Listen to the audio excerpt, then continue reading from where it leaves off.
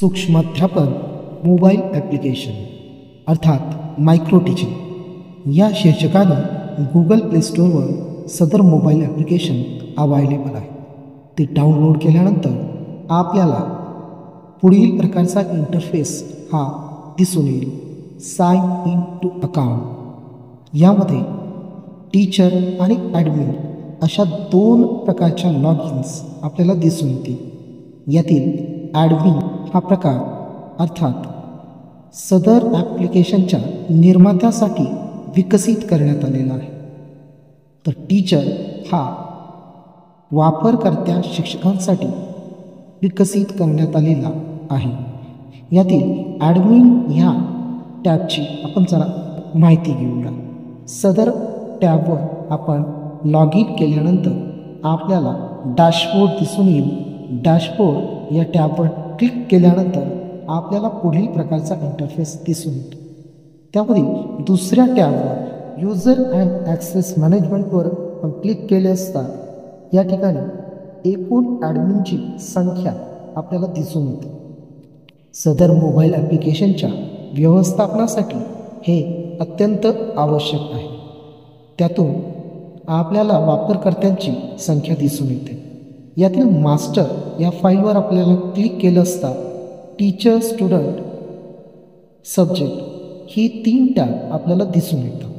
यातील टीचर या टॅबवर क्लिक केलं असता एकूण मोबाईल ॲप्लिकेशन वापरकर्त्या शिक्षकांची नावे आपल्याला या ठिकाणी दिसून येतील.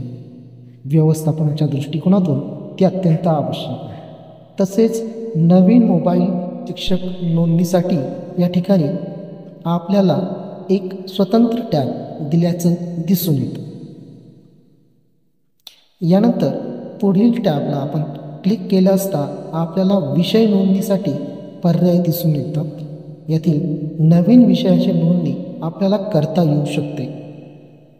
सदर विषयाची नोंदणी केल्यानंतर आपल्याला त्याची स्थिती ॲक्टिव्ह अथवा इनॲक्टिव्ह स्वरूपामध्ये कृत करता येऊ शकते.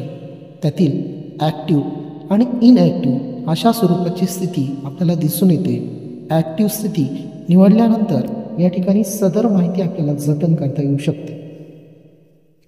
समोरच्या इंटरफेसवर आपल्याला सर्व विषयांची माहिती या ठिकाणी दिसून येते.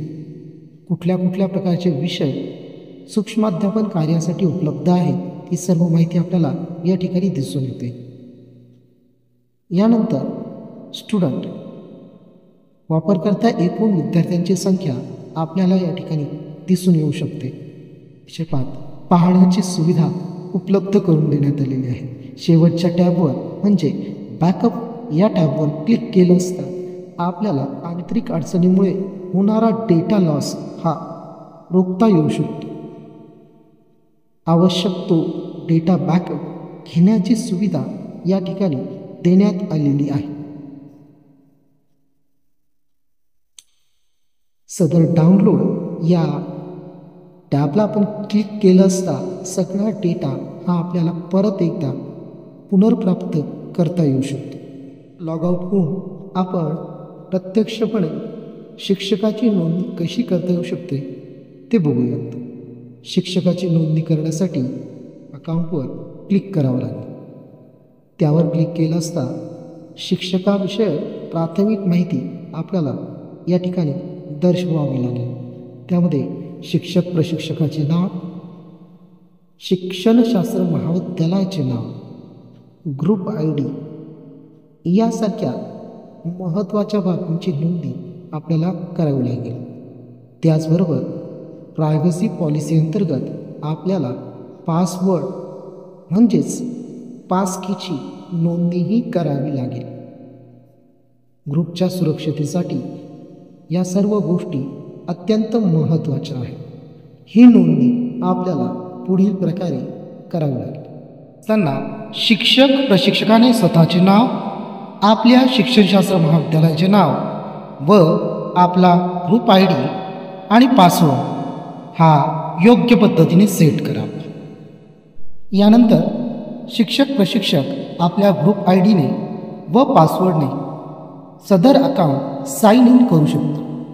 साइन इन केल्यानंतर आपल्यासमोर पुढील इंटरफेस हा सूक्ष्म अध्यापन गटाचे व्यवस्थापन या टॅबवर क्लिक केले असता आपल्याला आपल्या गटातील नवीन विद्यार्थी नोंदणी करण्यासाठी मुभा देण्यात आलेली आहे. त्यातील ॲड स्टुडंटवर क्लिक केले असता आपल्याला विद्यार्थीविषयक विविध प्रकारची माहिती ही पुढील प्रकारे नोंदवता येऊ शकते.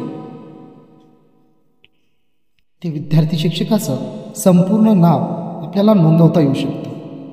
तसेच विद्यार्थी शिक्षकाचा योग्य व्हॉट्सअप क्रमांक नोंदवणेही गरजेचे आहे. सदर व्हॉट्सअप क्रमांकावरच आपण अंतिम संदेश हा विद्यार्थ्याला देणार आहोत. तसेच विद्यार्थ्याचा मेल ID, त्याची अध्यापन पद्धती 1, अध्यापन पद्धती क्रमांक 2 व अध्यापन पद्धती क्रमांक 3 ही आपल्याला नोंदवायची आहे.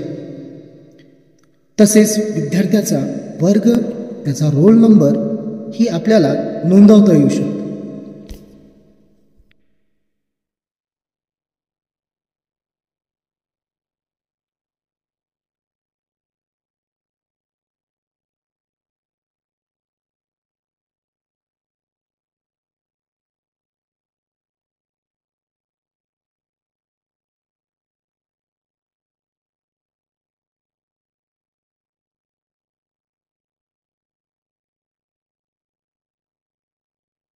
विद्यार्थी नोंदणी ही सक्सेसफुल झाल्यानंतर आपल्याला सदर विद्यार्थी एकूण गटातील विद्यार्थ्यांमध्ये ॲड झालेला दिसून येतो.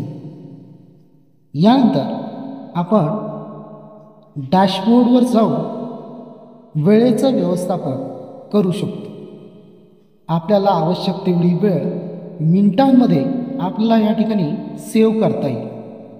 वेळेचं व्यवस्थापन केल्यानंतर यानंतर डॅशबोर्डवर क्लिक करून सूक्ष्म अध्यापनाचे संचालन व प्रत्याभरण या टॅबवर क्लिक करून आपण पुढील इंटरफेस प्राप्त करू शकतो. त्यावर एकूण 10 सूक्ष्म अध्यापन कौशल्यांची वेगवेगळी टॅब्स आहेत. यापैकी सूक्ष्म अध्यापन कौशल्याच्या आवश्यक त्या टॅबवर क्लिक करून आपल्याला पुढील प्रकारचा इंटरफेस ओपन होईल. त्यामध्ये आपल्या गटातील सर्व विद्यार्थ्यांची नावे आपल्याला दिसून येईल.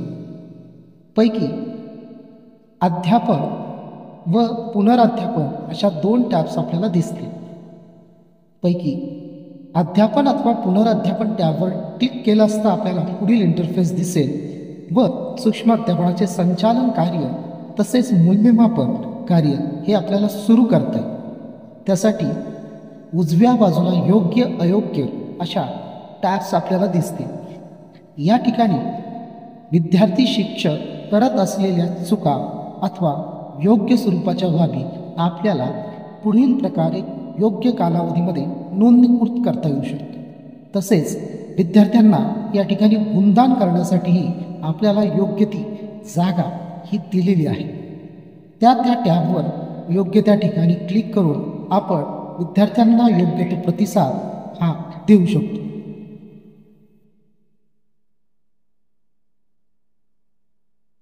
मूल्यमापनाच्या सर्व बिंदूंना मूल्यमापित करणे अत्यावश्यक ठरते. त्याशिवाय व्हिडिओचं जतन हे केलं जाऊ शकत नाही.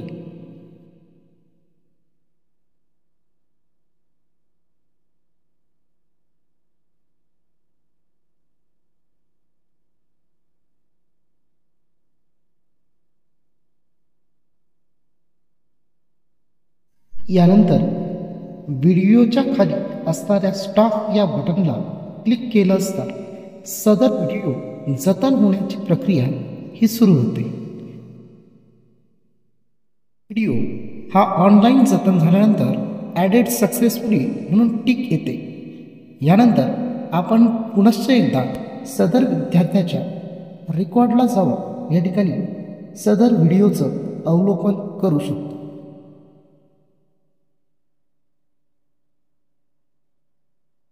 सदर व्हिडिओ हा विद्यार्थ्याच्या गुणदान तक्त्याच्या खाली सेव्ह झालेला आपल्याला दिसून येतो. संबंधित व्हिडिओ सदर मोबाईल ॲप्लिकेशनच्या व्हिडिओ पोर्टलवर अर्थात यूट्यूब चॅनलवरही आपल्याला दिसून येतो. सदर व्हिडिओ हा यूट्यूब पोर्टलच्या सर्व्हरवर अपलोड झाल्याचे आपल्याला दिसून येते. तर पोर्टलवर गेल्यानंतर हा व्हिडिओ आणि आपण केलेले गुणगान त्या ठिकाणी नमूद झाल्याचे आपल्याला दिसून येईल. डिस्क्रिप्शन बॉक्सवर आपल्याला क्लिक करावे लागेल. त्यामध्ये क्लिक केले असता आपण केलेले सर्व गुणगान, त्याचबरोबर ज्या ठिकाणी आपण योग्य आणि अयोग्य अशा पद्धतीचे शेरे दिले होते त्याचा योग्य तो कालावधी हा प्रत्याभरणासाठी उपलब्ध झाल्याचं दिसून येईल. यानंतरची पुढील प्रक्रिया म्हणजे मूल्यमापनात्मक नोंदींची प्रक्रिया. प्रत्याभरण दिलेल्या विद्यार्थ्यांची मूल्यमापनात्मक नोंदी आपल्याला या टॅबमध्ये दिसून येईल. आपण केलेले एकूण मूल्यमापन, त्याचबरोबर सर्व कौशल्य व उपकौशल्यांना दिले गेलेले गुण आणि शेरे आपल्याला या ठिकाणी उपलब्ध झाल्याचे दिसून येईल. तसेच सदर व्हिडिओ लिंक या ठिकाणी उपलब्ध झाली असून समाज माध्यमावर आपल्याला ती शेअर करता येऊ शकते. विद्यार्थी शिक्षकांच्या प्रत्याभरणासाठी व अवलोकनासाठी ती अत्यंत उपयोगी ठरू शकते.